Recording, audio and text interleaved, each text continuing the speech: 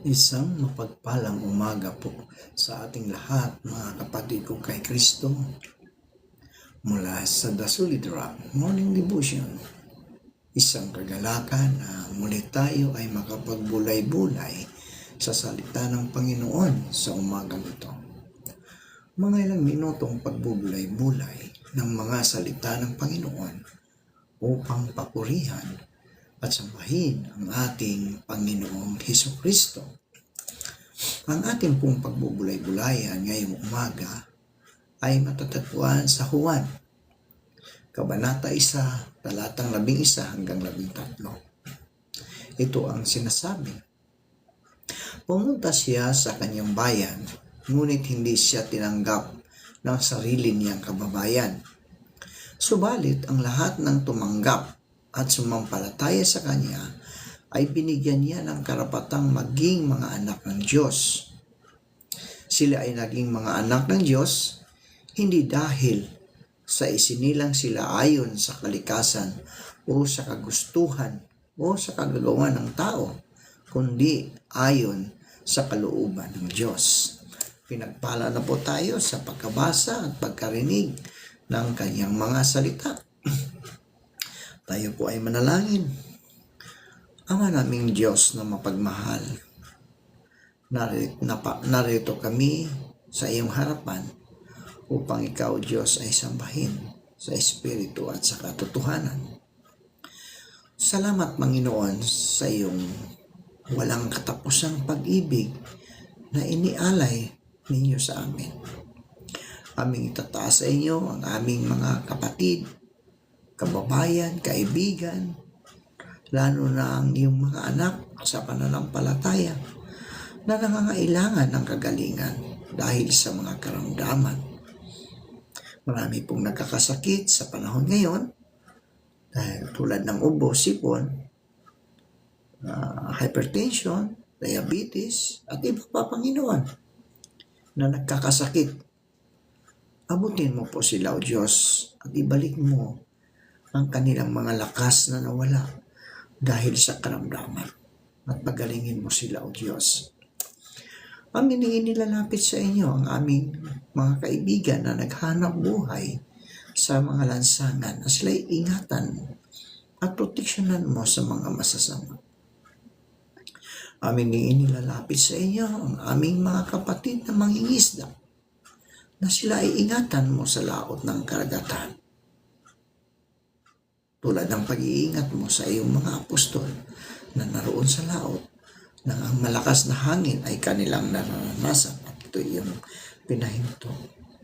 Amin din inilalapit sa inyo ang aming mga kaibigang mga magsasaka na sila'y ingatan mo sa kanilang pagsaka, O Diyos, upang sila ay makapagpananim o makagtanim ng maraming pagkain katulad ng prutas, gulay at iba pa, Panginoon. Amin din dinudulog sa inyo, Panginoon, ang aming bansa, ang aming bansa. Patuloy namin hinihingi na may kapapakumbabaan na mangimbabaw nawa sa buong sanglibutan, sa aming bansa at sa bawat tahanan ang ganap na kapayapaan. Napakasaya pong mamuhay ng mapayapa, ngunit sadyang may mga kahinaan ang mga tao na iyong nilikha, mga taong nagpapasakop sa pakana ng kalaban upang ang bigay mong kapayapaan ay guluhin. Aming Diyos, humingi kami ng iyong pamatnubay upang mapapanumbalik ang tunay na diwa ng kapayapaan sa aming bansa. Huwag mo pong hayaan na masakop ng kalaban ang puso ng mga tao, sadyang mahina at walang pakialam sa kapwa dahil ang masamang epekto nito ay sa mamamayan na nasa laylayan. Mga mamamayan na walang ninanais kundi mamuhay ng mapayapa sa kabila ng pagdaraho. Idinadalangin namin, O Diyos, ang aming bansa. Napakagulo ng political system dahil sa nalalapit na halalan dahil dito kami ay nasadlak sa hindi magandang kalagayan. Imbis na unahin ang pagpapalago ng ekonomiya, pagbantay sa sariling kapayapaan, at tugunan ang pinakamahalagang pangangailangan ng mamamayan, ang pansariling kapakanan, ang inuuna at iniisip. Itinataas din namin, O Diyos, ang kalagayan ng aming West Philippine Sea. Tumindi ang agresibong pananakop ng mga Tsino, kahit alam at batid nila na ang West Philippine Sea ay sakop ng aming bansa. Tinadaan nila sa lakas at dahas ang kanilang pag-angkin nito. Mahabaging Diyos, tulungan po kami dahil naapektuhan nito ang hanap buhay ng aming mga kababayang mangingisda. Dumadaan na sila ng pang-aapi sa aming sariling teritoryo. Naway magkaroon ng mapayapang pag-uusap para sa kapakanan ng mga mangingisda at kapayapaan. O dakilang Diyos, Hari ng kapayapaan, kung paano mo pinayapa ang dagat na mabangis at pinatigil ang malakas na hangin. Naniniwala kami, O Diyos, ng lubos na mangyayari ang aming mga pagsamo sa iyo. Buklorin mo kaming lahat na iyong mga lingkod upang maging instrumento ng pagkamit ng ganap na kapayapaan, buhay, at magmula lamang sa iyong bugtong na anak na si Jesucristo. Maipahayag nawa namin ito ng may kasigahan at walang takot. Magkakaisa nawa ang iyong mga anak tungo sa pagkamit ng kapayapaan sa sandaigdigan. Ito ang aming dalangin para sa aming bansa. Maraming salamat, O Diyos, sa pangalan ni Jesus. Amen. Amen.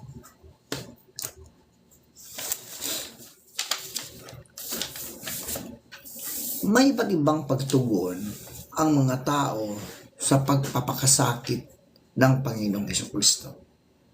So malapit na ang Kwaresma, mga kaibigan. Atin ang isi-celebrate ang Kwaresma sa isang buwan, no? Next month.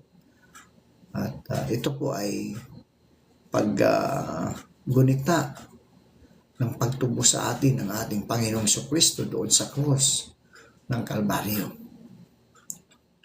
Bagamat ayon sa Juan, Kabanata 1, talating 11, bagamat batid ng mga dalubhasa sa kasulatan ang pagdating ng Mesiyas, hindi tinanggap si Jesus bilang manunubos, maging ng kanyang hinirang na bayang Israel.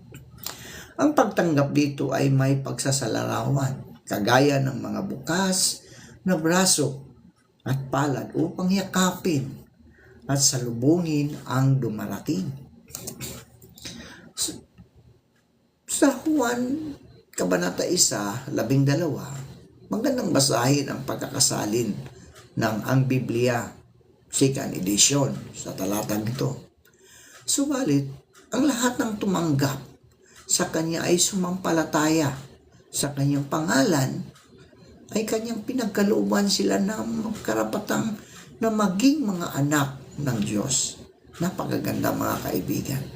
Kapag tayo sumampalataya sa Diyos, ay pinagkalooban tayo ng karapatan na maging mga anak ng Diyos. So ang mga katagang sumasampalataya, mga kaibigan, sa kanyang pangalan, ay 3 ulit na ginagamit sa Ebanghelyo ni Juan. Makikita natin sa Kabanata 1, talatang 12, Kabanata 2, talatang 23, at Kabanata 3, talatang 18. Para sa kanila, hindi ang pangalan lamang, kundi kung ano ang kahulugan ng pangalan na siyang mas mahalaga. Ang kahulugan ng pangalan ng ating Panginoong Jesucristo ay the Lord is salvation. No? Ayon sa Exodus talatang 3, Kabanata 3, talatang 14 hanggang 15, sinabi ng Diyos, ako'y si ako nga. Sabihin mo, sinugo ka ni ako nga, ni Yahweh, ng Diyos, ng iyong ama, mga pininuno, ng Diyos ni na Abraham, Isaac at Jacob. At ito ang pangalang itatawag nila sa akin magpakailanman. So sa kontekstong ito mga kaibigan, ang mga katagang sumasampalataya ay sa kanyang pangalan ay nangangahulugang manalig kay Jesus na siya ang salita. Manalig kay Jesus na siya ang salita, ang buhay at ang liwanag. Na siya ang Kristo, ang anak ng Diyos. Ayon sa Juan, Kabanata 20, talatang 31. Ang mga natala rito ay sinulat upang sumampalataya kayong si Jesus ang Mesiyas, ang anak ng Diyos, at sa gayoy magkaroon kayo ng buhay sa pamagitan niya. Pinagkalooban niya ng karapatang maging anak ng Diyos. Ito'y tumutukoy sa lehitimong karapatan o posisyon na maging anak ng Diyos. Tayo yun mga kaibigan. Kung mananalig, kahit hindi karapat-dapat na makasalanan, ay maaaring maging ganap na kaanib ng sambahayan o pamilya ng Diyos. No? Kahit ikaw ay hindi karapat-dapat, kapag tayo ay sumampalataya sa Diyos, magbalik loob sa Panginoong Jesucristo, maging ganap tayong kaanib sa pamilya ng ating Panginoong Jesucristo. Ayon nga sa Juan, Kabanata 1, talatang 13, hindi dahil sa isinilang sila ayon sa pita ng laman. Walang ibang pumilit sa Diyos upang handugan tayo, no? Upang handugan tayo ng kaligtasan sa pamagitan ng kamatayan ni Kristo, maliban sa pamimilit ng kanyang sariling pagmamahal at kahabagan. Dahil sa kanyang pag-ibig sa atin at kaawaan, tayo ay kanyang iniligtas doon sa krus ng Kalbaryo. Ang Diyos ay kusang nagdala ng kaligtasan para sa kanyang sangkatauhan. Ginamit ng King James Version at ng New King James Version ang salitang power sa halip na authority. Samantala, ang Contemporary English Version at ang Good News Bible naman ay right sa halip na power o authority. Subalit, mga kaibigan, ang kahulugang ibinigay sa salitang power o lakas ay hindi dunamis, hindi dunamis. Salitang ito hinango ang dynamite, isang physical power, kundi exousian, na ang ibig sabihin ay delegated power o itinalagang kapangyarihan o karapatan. Ibinibigay ang kapangyarihan o karapatang ito sa mga nananalig sa pangalan ng Panginoong Hesukristo. Ang pananalig, mga kaibigan, na tinutukoy dito ay hindi lamang sa pamagitan ng head knowledge o kaalamang dulot ng pag-iisip. Ang pananalig kay Jesus ay hindi lamang mula sa labi, kundi dapat nagmumula sa puso. Ang pananalig kay Jesus ay pagkilala sa kanyang kapangyarihan. Hindi ito isang bulag na pananampalataya. Nangangahulugan din ito ng pagtitiwala o pagdepende sa Panginoong Jesucristo bilang siya ang tagapagligtas. Ngunit ang lahat ng tumanggap at nanalig sa Kanya, malinaw na inilalarawan ng Juan, Kabanata 1, talatang 12, kung paanong ang pananampalatayang nagliligtas ay kapwa isang dagliang pagkilos at isang nagpapatuloy na gawi ng buhay. Una, mga kaibigan, upang maging anak ng Diyos, kailangang tanggapin mo si Kristo bilang iyong Diyos at tagapagligtas.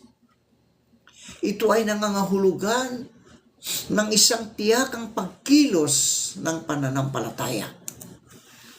Pangalawa, kasunod ng pagkilos, mga kaibigan, ng pagsampalataya, dapat ay mayroong patuloy na pagkilos ng pananalig. Patuloy. Ang salitang nananalig, mga kaibigan, ay naglalarawan ng patuloy na pagkilos at pagpapahiwatig ng pangangailangang magpunyagi sa pananampalataya. So upang lubusang maligtas ang isang nilalang, ang tunay na pananampalataya ay dapat magpatuloy. Dapat magpatuloy, hindi ihinto, parang palaka, talon-talon. Matapos ang naunang pagtanggap kay Kristo. Ayon sa Mateo, Kabanata 10, talatang 22, kapuputan kayo ng lahat dahil sa akin, ngunit ang manatiling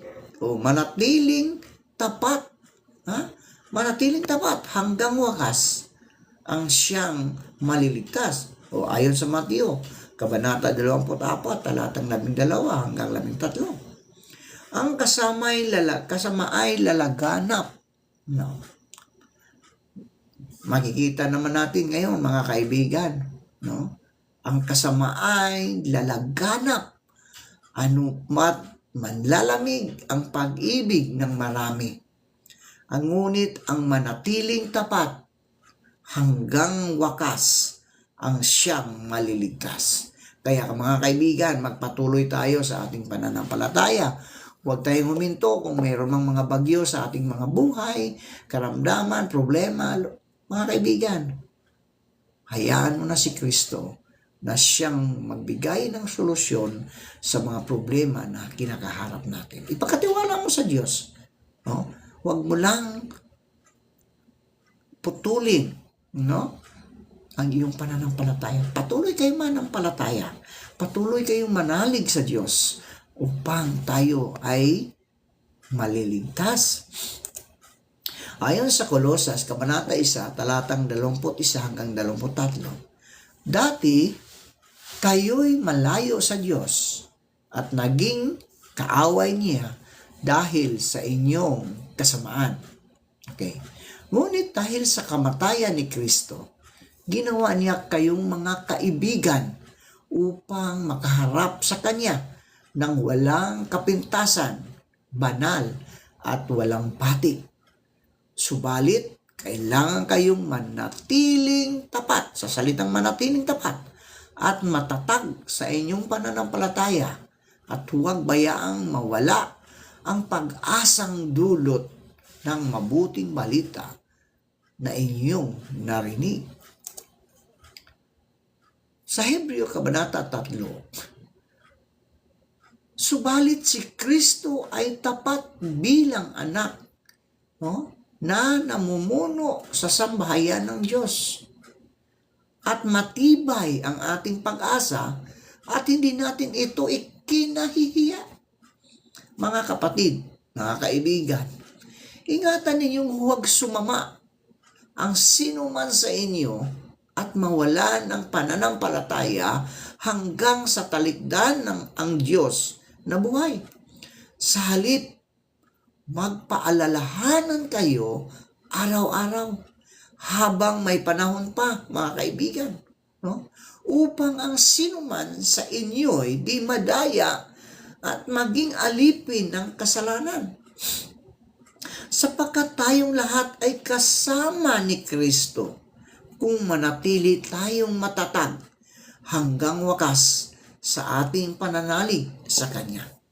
Ito nga ang sinasabi sa kasulatan, kapag narinig ninyo ngayon ang tinig ng Diyos, huwag maging matigas ang inyong mga ulo. Gaya ng inyong ginawa nang maghihimagsik kayo sa Diyos. So mayroong dalawang layunin ang araling ito mga kaibigan na dapat nating mapag-alaman. Una, ano ang tugon? Ano ang tugon mo sa ginawang pagpapakasakit ng Panginoong Hesukristo? Ano ang tugon mo, kaibigan, sa ginawang pagpapasakit ng ating Panginoong Hesukristo? At pangalawa, mabatid kung alin sa mga tugon ang tama o nararapat at alin sa mga tugon ang mali o hindi nararapat patungkol sa ginawang pagpapakasakit ng ating Panginoong Hesukristo. Nababatid natin na ang pagpaparito ng Panginoong Hesukristo, mga kaibigan, ay upang tubusin tayo't iligtas sa kasalanan at sa maaaring maibunga nito. Subalit, mga kaibigan, marami sa mga tao ngayon ay patuloy pa rin tinatanggihan ang paanyaya ng Panginoong Hesukristo. Matagal na siyang kumakatok sa puso ng bawat isa sa atin. Ayon sa pahayag, Kabanata 3, talatang 20. Nakatayo ako sa labas ng pintuan at tumutuktok. Kung diringgin ninuman ang aking tinig at bubuksan ang pinto, ako'y papasok sa kanyang tahanan at magkasalo kaming kakain. Napakasarap, mga kaibigan, no? Kapag binuksan natin ang pinto ng ating puso at papasukin natin ang ating Panginoong Hesukristo, no? Kasama natin siya, no? Kasalo natin siya sa ating pagkain. May naalok na daan ang Panginoong Hesukristo, di ba? Subalit hindi ang daang ito ang tinatahak ng marami. Mateo, Kabanata 7, talatang 13 hanggang 14. Pumasok kayo sa makipot na pintuan, sapagkat maluwang ang pintuan at malapad ang daan patungo sa kapahamakan. At ito ang dinaraanan ng marami. Ito ang dinaraanan ng mga kaibigan natin, mga kaibigan. Ngunit makipot ang daan at makitid ang daan patungo sa buhay at kakaunti lang ang nakasusumpong niyon. May mga mananampalataya na kapag tinanong mo sila kung nakatitiyak na sila sa kaligtasan o kanilang kaligtasan, ay maaring sumagot sila ng ganito: hindi pa sila tiyak. Diba? Hindi pa sila tiyak. Walang makapagsasabi kung paano magiging tiyak. Pinagsusumikapan pa na maging tiyak. Diba, mga kaibigan? May mga mananampalataya pala ng hindi nakakasiguro ng kanilang kaligtasan. Kapag pinag-usapan din ang tungkol sa pagiging born again, mga kaibigan, born again, ang sasabihin nila ay hindi sila born again, no? Kundi protestante, no? Protestante sila. So, ibig sabihin, mga kaibigan, yung born again, yung ipinanganak na muli, yung tinanggap mo si Kristo bilang iyong Diyos at tagapagligtas, ay ipinanganak ka muli. Hindi po yung relihiyon, mga kaibigan. Hindi po yan relihiyon.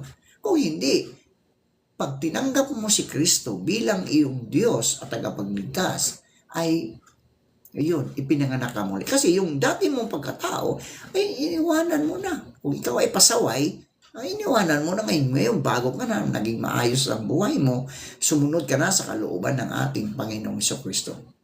Para bang si Nicodemos na dulubhasa sa kautusan bilang isang Pariseo, ngunit hindi nababatid ang kahulugan ng kapanganakan na muli ayon sa Juan 3, 1-17. Pagkatandaan natin, mga kaibigan, ang sinabi sa isa sa mga batayang talata sa ating pinagbubulay-bulayan ngayon, ang Juan, Kabanata 1, talatang 12. Subalit ang lahat ng tumanggap, subalit ang lahat ng tumanggap sa kanya na sumampalataya sa kanyang pangalan ay kanyang pinagkalooban sila ng karapatan na maging mga anak ng Diyos o mga anak ng Diyos, di ba? Ang lahat ng tumanggap, mga anak ng Diyos, na born again na sila. Diba? Ibig sabihin, kailangan ang desisyon. Sumasampalataya, patuloy na nananalig at nabubuhay sa pagsunod sa Diyos, sa kanyang kalooban. Dapat na may katiyakan tayo, mga kaibigan, sa ating kaligtasan. Dapat may katiyakan tayo sa ating kaligtasan na iginagawad ng Panginoong Jesucristo sa sinumang manalig sa Kanya at sa Kanyang ginawang pagpapakasakit doon sa krus ng Kalbaryo. So, ang mga talata sa 1 Juan, Kabanata 5, talatang 11 hanggang 13, ay makapagpapatibay din sa katiyakan ng ating kaligtasan. At ito ang patotoo, ipinagkaloob sa atin ng Diyos ang buhay na walang hanggan. At ito'y makakamtan natin sa pamagitan ng kanyang anak. Ang pinananahanan ng anak ng Diyos ay may buhay na walang hanggan. Ngunit, wala nito ang hindi pinanahanan ng anak ng Diyos. Isinusulat ko ito sa inyo upang malaman ninyo na kayong nananalig sa anak ng Diyos ay may buhay na walang hanggan. Ayon sa Juan, Kabanata 1, talatang 11 hanggang 20, hinatulan sila sapagkat naparito sa sanlibutan ang ilaw, ngunit inibig pa ng mga tao ang dilim kaysa liwanag, sapagkat masama ang kanilang mga gawa. Ang gumagawa ng masama ay ayaw sa ilaw. At hindi lumalapit dito upang hindi mahayag ang kanyang mga gawa. Ayon sa Juan, Kabanata 8, talatang 12, ako ang ilaw ng sanlibutan. Sino ang ilaw? Ang Panginoong Jesucristo. Sabi doon, ang sumusunod sa akin ay hindi kailanman lalakad sa kadiliman, kundi magkakaroon ng ilaw ng buhay. So, ang simbolo ng kasamaan ay ang dilim. Natural, no? Dilim. No? Ang simbolo ng kasamaan. Ang liwanag ng Diyos ang pumaparam sa kadilimang inihahasi ng dyablo. Diba? So, ang Diyos ay ilaw at walang makasusumpungang kadiliman sa Kanya. Sana'y huwag nating baliwalain ang dinanas na paghihirap ng Diyos sa pagkakapako niya sa krus ng Kalbaryo. Si Kristo'y minsang inihandog bilang hain upang pawiin ang mga kasalanan ng mga tao. Idalangin natin, mga kaibigan, na tunay na magkaroon ng pagbabalik loob ang mga makasalanan, maging ang mga nagsitalikod. Alalahanin natin na minsan lamang nagpakasakit ang Panginoong Hesus sa kanyang pagkamatay sa krus. Kung manatili ang tao sa paggawa ng masama, para bang muli nilang ipinapako sa krus at ibinibilad sa kahihiyan ang anak ng Diyos. Hebreo 6, talatang 6. Ito ngayon, kaibigan, ang hamon para sa atin. Ikaw, kaibigan, ikaw, anong uring pagtugon ang ginawa mo sa pagpapakasakit ni Jesucristo? Anong uring pagtugon, kaibigan, ang ginawa mo sa pagpapakasakit ni Jesucristo doon sa cross? Manalangin tayo. Salamat, Panginoon, sa panibagong araw at buhay. Inialay po namin ito sa inyo ng buong araw at ang aming mga mahal sa buhay. Gabayan at patnubayan niyo po kami sa araw na ito at ilayo sa anumang kapahamakan. Salamat, Panginoon, sa pagtubos mo sa aming mga kasalanan doon sa krus ng Kalbaryo upang kami, O Diyos, ay magkaroon ng buhay na walang hanggan. Salamat sa ilaw na lumiliwanag, tinalo ang kadiliman. Kaya Lord, sa iyo namin ipinagkatiwala ang aming pananampalataya. Tulungan mo kami na masunod namin ang iyong kalooban, Panginoon. At sa umagang ito, Diyos, dalangin ko na pagpalain mo po ang iyong mga anak na laging sumusunod sa iyong kalooban at ilayo mo po sila sa kapahamakan. Amen. Amen.